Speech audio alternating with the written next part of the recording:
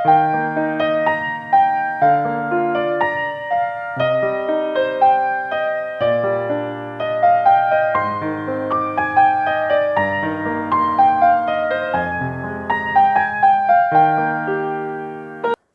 नमस्कार।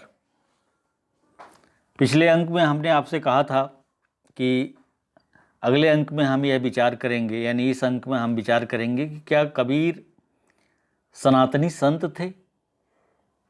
तो आज इस बात को समझने के लिए हम उनकी एक उलटवासी आपके सामने प्रस्तुत करेंगे। उसका शीर्षक है रमैया तोर दुल्हिन लूटा बाजार। रमैया तोर दुल्हिन लूटा बाजार। उसका शीर्षक है रमैया तोर दुल्हिन लूटा बाजार। रमैया तोर दुल्हिन लूटा बाजार। और उसके अर्थ पर, इस पूरे साखी उलटवासी के अर्थ पर चर्चा करेंगे तो आपको वह दृष्टि मिलेगी कि हमें कबीर को समझने में इस बात का कितना महत्व है कि वो वास्तव में क्या थे। यह समझना ज़रूरी है क्योंकि उनके बारे में तरह तरह की भ्रांतियाँ हमारे समाज में मौजूद हैं। तो आइए सबसे पहले उस उलटवासी को एक बार उसका वाचन कर लेते हैं, फिर उस पर चर्चा करेंगे। रमैया तोर दुल्हिन लूटा बाजार, सुरपुर लूटा नागपुर लूटा, तीनों लोक माँ मचा हाहाकार। विष्णु को लूटा, महादेव लूटा, ब्रह्मा का लूटा लोटार लोटार। श्रृंगी को भृंगी कर डारी, पराशर का उदर बिदार। कन फूका चिद काशी लूटा, नारद मुन के परी पछार। कहें कबीर सुनो भई साधो, इस ठगिन से रहो होशियार। तो इस छोटी सी उलटवासी में कबीर साहब कहते हैं, हे रमैया, हे मानव, हे मनुष्य, तेरी बनाई हुई अविद्या के कारण, जो तुमने अविद्या रूपी माया को बनाया है, वो तुम्हें ठग रही है। वही तुम्हारी दुल्हन बन गई है, आज दुल्हन जैसी बन गई है। उसने संसार बाजार को लूट लिया है। मनुष्य अपनी शुद्ध चेतन स्वरूप को नहीं समझता। मनुष्य शुद्ध चेतन स्वरूप का मतलब कि मनुष्य के भीतर प्रकृति ने स्वयं एक, उसका जो स्वरूप है वह चेतन है। और सबसे ज़्यादा इस धरती पर सबसे ज़्यादा सचेतन प्राणी मनुष्य ही है। कबीर साहब यही कहते हैं कि अपने शुद्ध सचेतन स्वरूप को मनुष्य नहीं समझ पा रहा है, इसलिए वह जड़ विषयों के, जो पांचों जड़ हैं, जो पांचों जड़ तत्व हैं, उनके विषयों से मोह करता है, उनकी आकांक्षा से मोह करता है। यह मन का मोह ही माया है, यही माया बन जाती है। माया कोई कहानी किस्से में आप सुनते हैं कि माया यह रूप धर ली, नारी रूप धर ली तो फलाना ठगिन रूप धर ली। ये सब माया जो है, माया का रूप धरती नहीं है, वो हमारे भीतर ही मौजूद होती है। यह जो आसक्ति है, यह जो चाहत है, अनावश्यक चाहत है, वही माया है और यही मनुष्य को पतित करता है।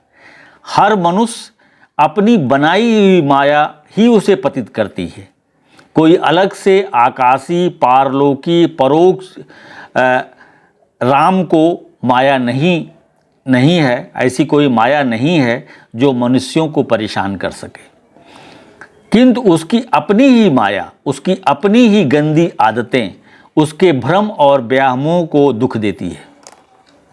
मृत्युलोक ही नहीं, देवलोक और नागलोक तथा पूरे संसार को इसी माया ने लूट कर उसे भिखारी बना दिया है। तीनों लोग त्रिगुणी जीवों में माया द्वारा लूटपाट मचा होने से हाहाकार मचा हुआ है। भयंकर रुदन, दुख और आतंक व्याप्त है। वस्तुतः देवलोक, नागलोक, तीनों लोक इस पृथ्वी पर हैं। कोई यह पारलौकिक लोक की बात नहीं कबीर साहब कर रहे हैं। कबीर साहब कहते हैं कि ये सारा लोक इसी धरती पर है। जैसे आप हम और आप आम बोलचाल की भाषा में कहते हैं कि भैया स्वर्ग और नरक इसी समाज में है, इसी धरती पर है, कोई अलग नहीं है। उसी तरह से कबीर साहब कहते हैं कि वह कोई पारलौकिक चीज़ नहीं है, वह इसी लोक में जो है मौजूद है। मनुष्य अपने स्वरूप के अज्ञान और अपनी बनाई गंदी आदतों रूपी माया से रात दिन लूटा जा रहा है। उसकी सारी तकलीफ़ें, वो जो स्वयं से जो एक आसक्ति का एक मायाजाल बुना है, उसी के जरिए वह लूटा जा रहा है। उसके मन के अज्ञान और गंदी आदत रूपी माया ने विष्णु को लूट लिया, महादेव को लूट लिया। महादेव भगवान शिव की बात हो रही है, विष्णु भगवान विष्णु की बात हो रही है, और ब्रह्मा को तो गिरा गिरा कर रगड़ रगड़ कर लूटा। ब्रह्मा विष्णु महादेव का जो ये चर्चा है, तो आप महाकाव्यों में, पुराणों में जो कथाएं मिलती हैं, उसमें इन सभी हमारे देवों की के शिथिल आचरणों की भी चर्चा है। कबीर साहब उसे शिथिल आचरण कहते हैं, वो आप जानते हैं, वो आपको पता है। तो उसी बात को कहा जा रहा है कि उनको भी अपनी बनाई हुई ही आसक्ति ने कैसे बुरी तरह से लूटा। श्रृंगी ऋषि को तो उनके मन के मोह रूपी माया ने भृंगी कीड़ा बना दिया, अर्थात उन्हें अपने रंग में, वो थे तो ऋषि, निकले तो थे इस पर विजय पाने के लिए, लेकिन उनको रगड़ रगड़ कर रंग जो है सांसारी जीव बना दिया। उन्हें एक अपने रंग में रंग लिया और सांसारी जीव बना दिया।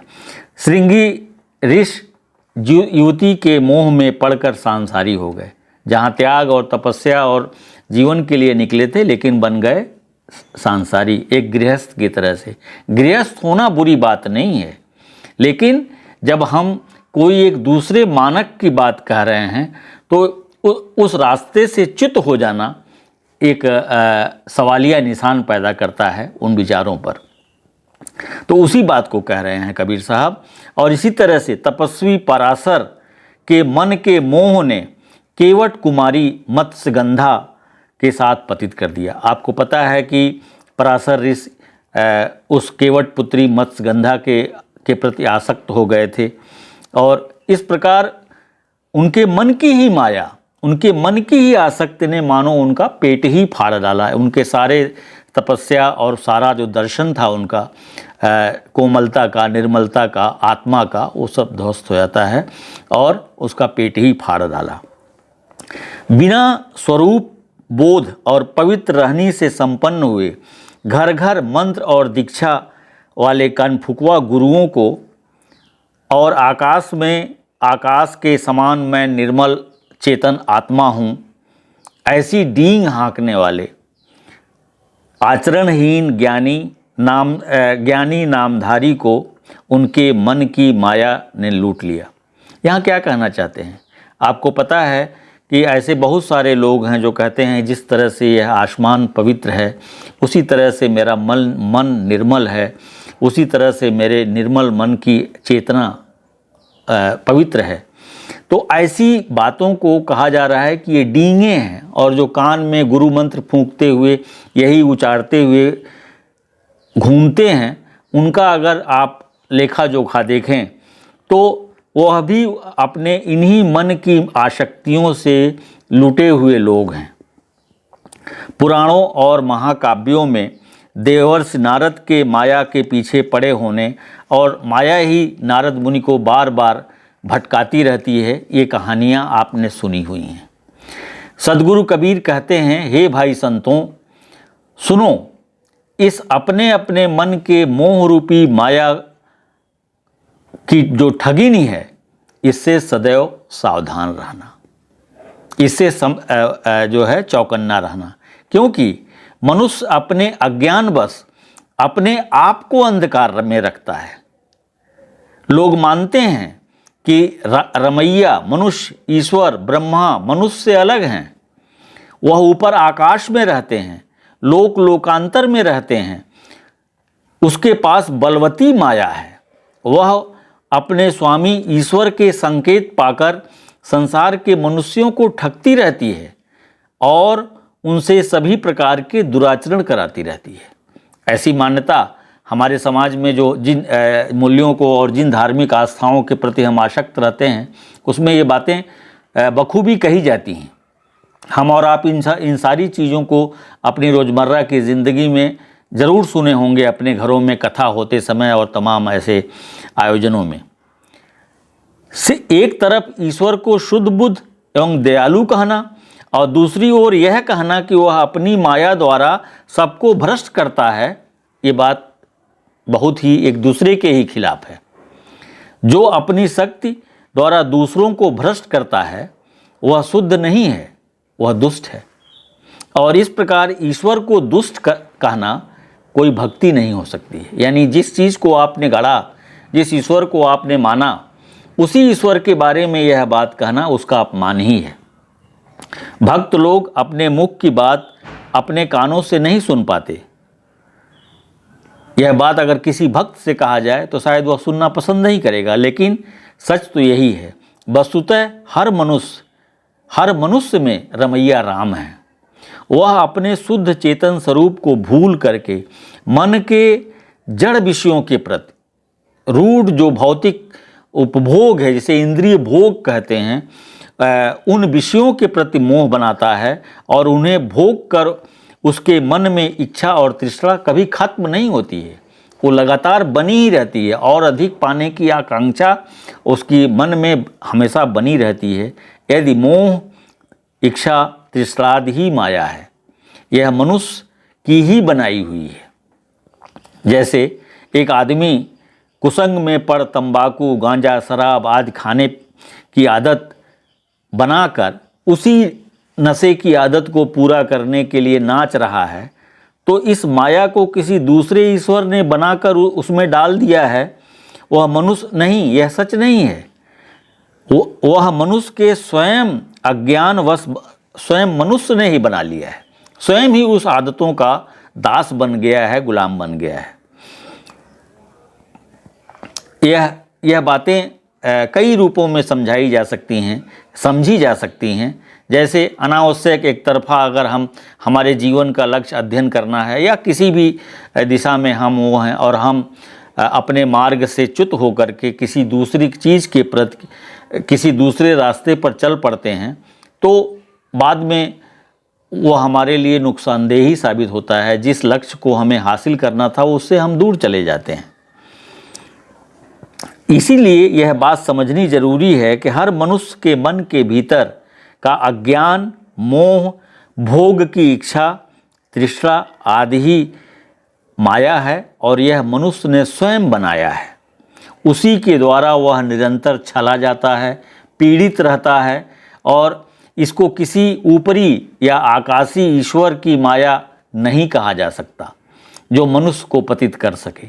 अतएव मनुष्य को चाहिए, हर इंसान को चाहिए कि वो अपने मन के लक्ष्यहीन, इंद्रिय भोगी जो गंदी आदतें हैं, अतिरंजित जो भोग और तृष्णा की इच्छा है, उसे त्याग करके अपने भीतर एक तार्किक सुधार करे, एक तार्किक जीवन की तरफ के मूल्यों को वह अंगीकार करे, स्वीकार करे, आत्मसात करे और उसको वह व्यवस्थित करे।